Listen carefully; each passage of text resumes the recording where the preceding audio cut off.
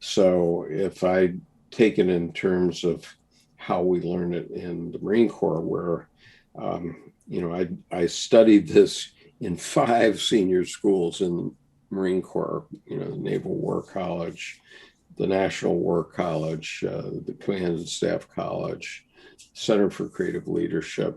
All of them taught us the Myers Briggs. And why? Because, um, for a mission, for a military mission, you need these 4 functions, okay, to uh, act properly and to be discerning. And most senior military officers are STJ, which means they're sensing, thinking, and judging. Sure.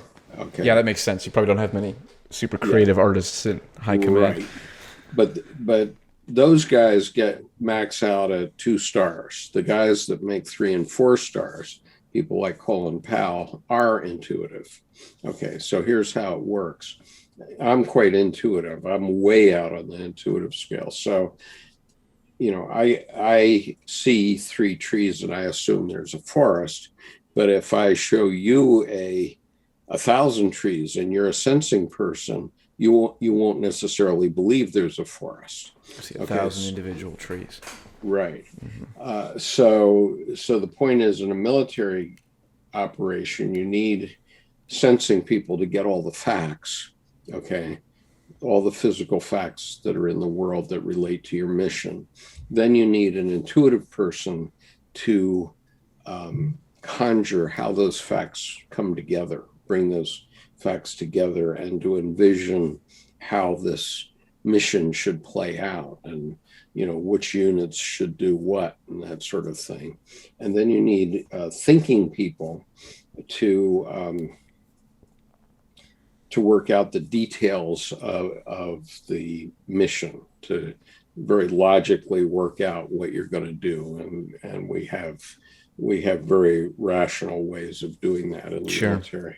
And then you need feeling people to tell you, well, if you achieve this, if you do it successfully, this is what the outcome is going to be. Interesting. Okay. Okay. And this is what it's going to mean for yourself, your country, this war, whatever it is. Um, this is what the outcome is going to be and how it's going to be seen by people in the future, let's say.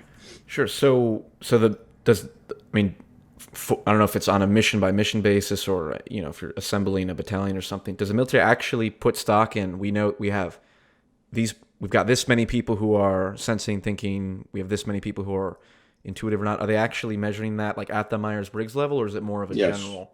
Interesting. Yes. Wow. Okay. Yeah. So as I said, I went to 5 senior schools, and I was a reserve officer for most of my career. For 20 years out of 23, I was a reserve officer.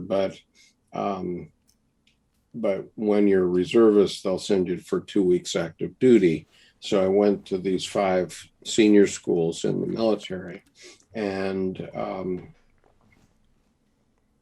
out of the 10 days, 10 work days that they have you in your 2 weeks of active duty, out of the 10 work days, they take 1 full day. So 10% of the time they have you to teach you the Myers Briggs Wow. at all these senior schools. So that's how important it is. Sure. And so yes, they do. And the people